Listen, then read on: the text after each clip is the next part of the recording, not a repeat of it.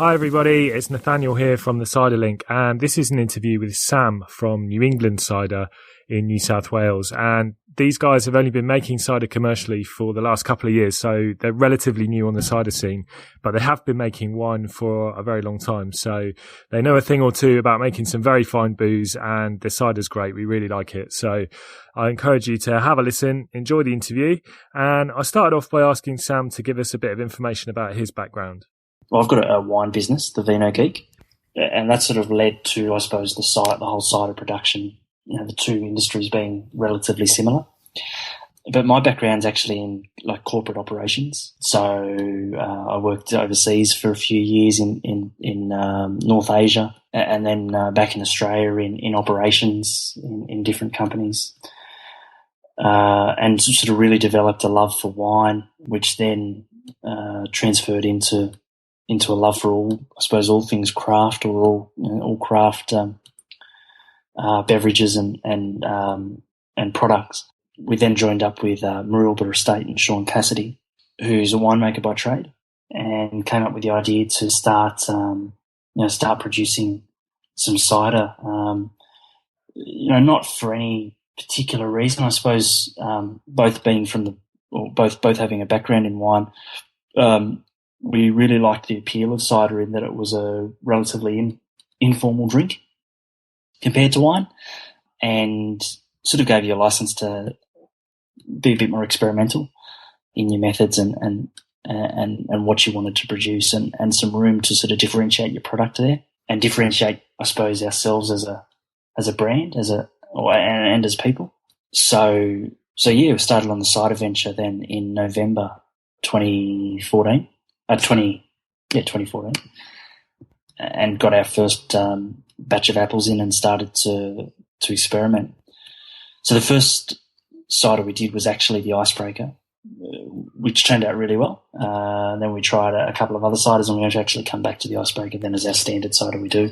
But yeah, look, we've got both myself and Sean have a I suppose a big passion now in the cider industry and seeing it develop, and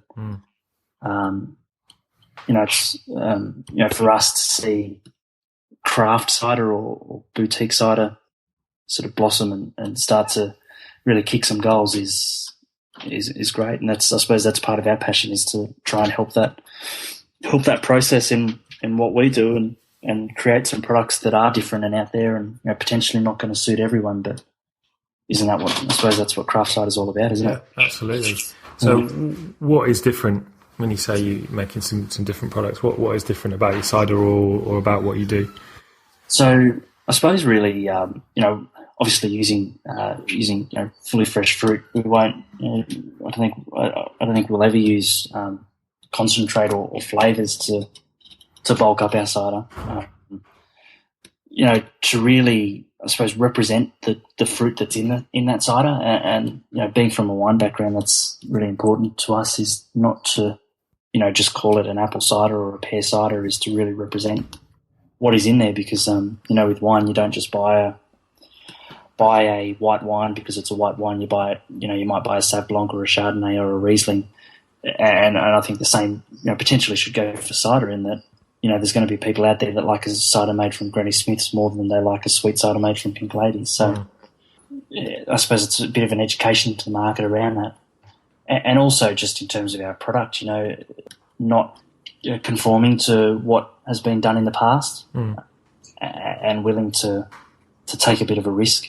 So the limited batch cider we did recently was the Granny Smith juice on in a French oak barrel for 16 weeks on Chardonnay lees, with continual stirring to make it super textural and funky and uncarbonated, which I suppose for the Australian cider market is pretty out there, but in the world cider market probably not as much. Sounds delicious.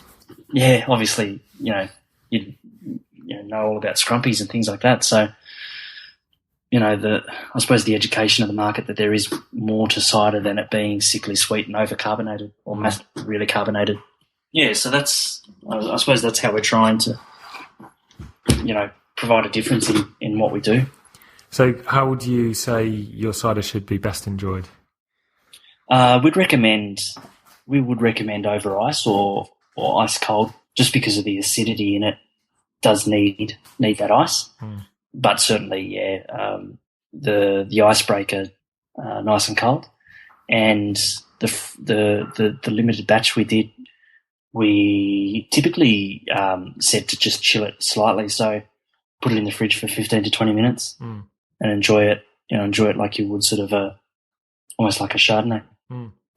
Yeah, so we're not overly concerned about serving our cider on ice, so we think it's served better that way. Yeah.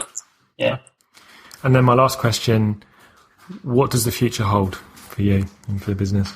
Yeah, it's really exciting. So we've got a new product coming on probably early to mid next year.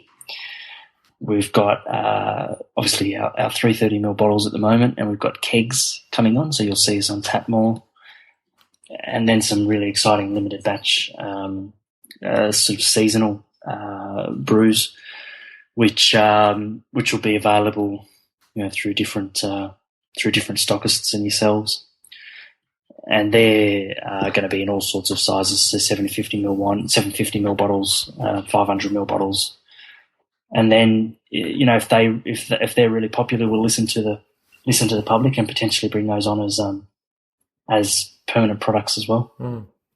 And certainly around the apple side of things, we want to get a little bit more experimental with different varieties, and so that's going to lead to some pretty exciting things. So there you have it. That is Sam from New England Cider, and that is cider making from the perspective of a self-confessed wine geek. And so I'd encourage you to give these guys a try, and definitely keep your eye on them, because there's going to be plenty more to come from them, and you're going to find it here on the Cider Link. So have a taste, give us some feedback, let us know what you think. Cheers.